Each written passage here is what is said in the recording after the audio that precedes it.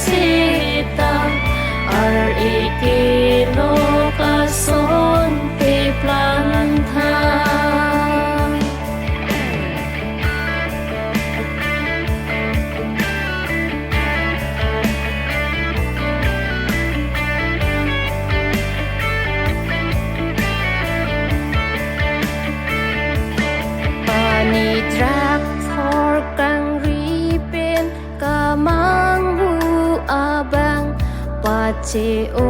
tha ni khai apan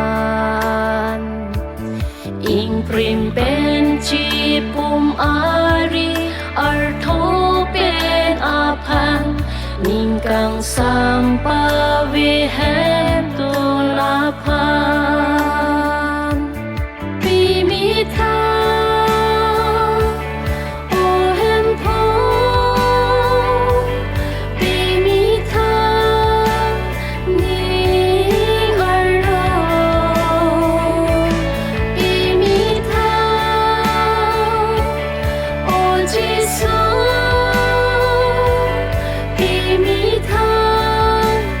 tu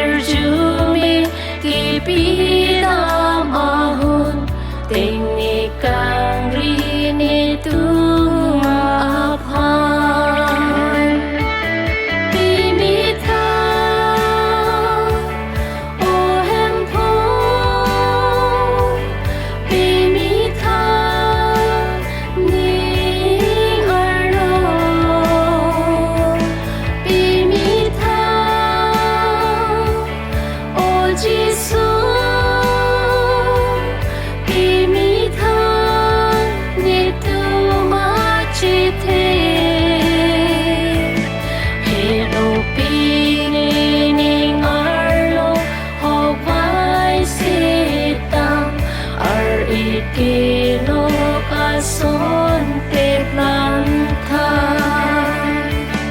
Pimita o hempo Pimita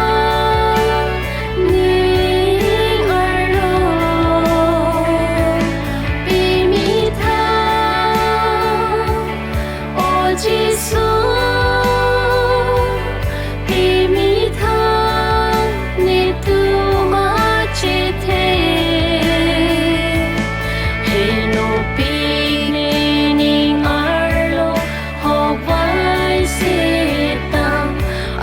Ikilok ason teplanta Hinopi